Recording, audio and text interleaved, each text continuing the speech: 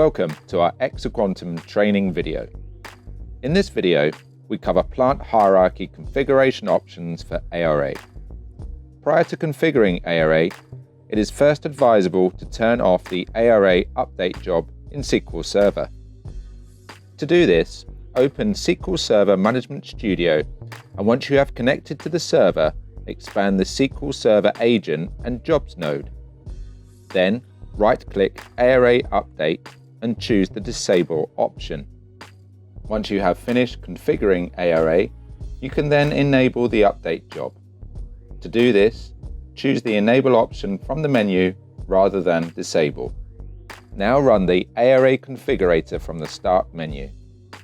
The plant hierarchy is the first tab in the configurator and is always displayed when the tool is launched. In ARA, the hierarchy consists of between 5 and 7 levels. Plant, console, area, unit, and tag name are displayed by default. Country and region are optional and can be displayed by making changes to the ARA parameters. The tags which represent DCS instrument blocks and have generated alarms will be displayed under a unit. Depending on the configuration of the DCS, tags will automatically be assigned to units based on the content of alarm messages received. This is usually the desired outcome, but sometimes manual configuration is required according to the customer's requirements. You should note that the alarms received from the DCS without a configured hierarchy will be assigned to a unit called unassigned and an area whose name is based on the AE server group name configured. By default, the area name will be unassigned default. 2 modes of plant hierarchy configuration is provided in ARA. Automatic mode will assume that the DCS configuration is correct and will only allow this to be used. No manual changes can be made to the hierarchy when in this mode.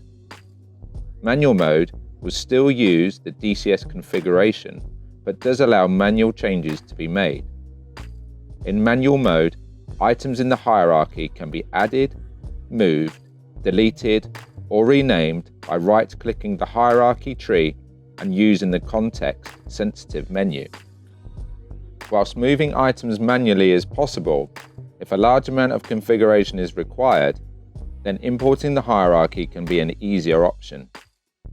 To import a hierarchy, a CSV file is required. The format for the CSV file is included in the ARA engineering manual. Any tool can be used to create the file, for instance Microsoft Excel. Once the file has been created, you click the Import button and select the file containing the configuration. The information to be imported will then be shown, allowing it to be reviewed before it is committed. To make the change, click OK. The screen will then update to reflect the newly imported configuration. Note that this method can only be used to move existing tag data into a new hierarchy and cannot be used to manually enter tags that do not already exist. It is also possible to export the existing hierarchy using the Export button, which will generate a new CSV file. Manual mode must be used if a plant hierarchy is not configured in the DCS.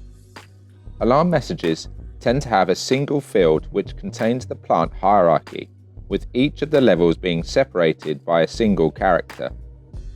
In general, this will differ from system to system and needs to be configured specifically in the ARA configuration database.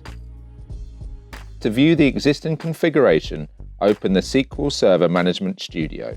Expand the tree under the Database node, then expand the Q Application Config Database node, and finally the Tables node. Then right-click on the AE Plant Config table name and choose Select Top 1000 Rows. You can now see which fields in the alarm message are used for the area, position, and unit position for various gateway types. If necessary, these can be modified by choosing the Edit Top 200 Rows option from the same pop-up menu as before. That's all for this video. Thanks for watching, and remember to subscribe to our channel. For more information, contact us or visit our website. Thank you for watching.